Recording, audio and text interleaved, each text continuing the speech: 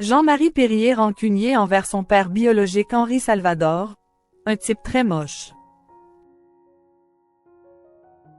Dans les colonnes du Parisien, ce jeudi 11 juillet, Jean-Marie Périer s'est confié sur son père biologique, Henri Salvador, qui n'a jamais été là pour lui et qui semble l'avoir détourné de sa passion pour la musique. Ce jeudi 11 juillet, Jean-Marie Périer a accordé un entretien au Parisien, alors qu'il était de passage au festival Les Francopholies de La Rochelle, commencé le 10 juillet pour une durée de 4 jours.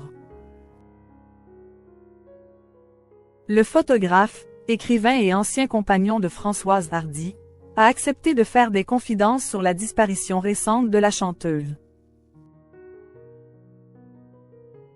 Il y a un mois jour pour jour, à l'âge de 80 ans, mais aussi sur son défunt père biologique, Henri Salvador, qu'il n'a jamais porté dans son cœur et qui ne l'a de toute façon jamais élevé.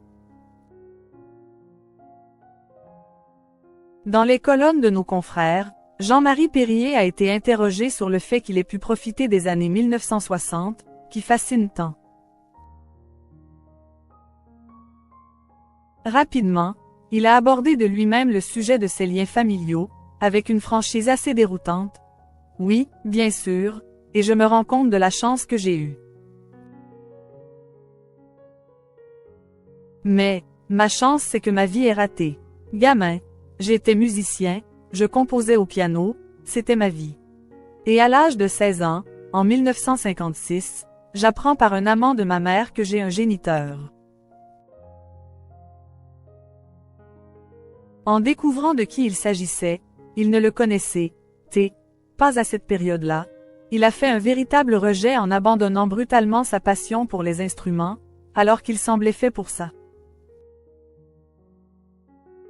Je ne prononce plus jamais son nom, prévient froidement Jean-Marie Périer, qui n'a aucun sentiment positif à son égard et qui a préféré mettre de côté cette information, décidé à ne plus avoir d'attache avec Henri Salvador et ce, même s'il semblait avoir la musique en commun avec lui.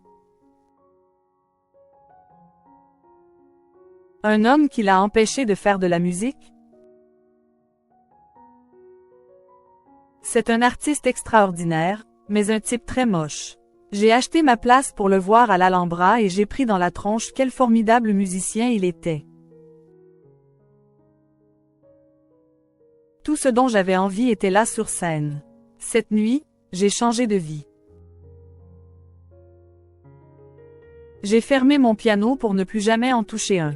J'en ai eu chez moi, dans les années 1960, pour Michel, Berger, Paul, McCartney, moi plus jamais, a-t-il raconté.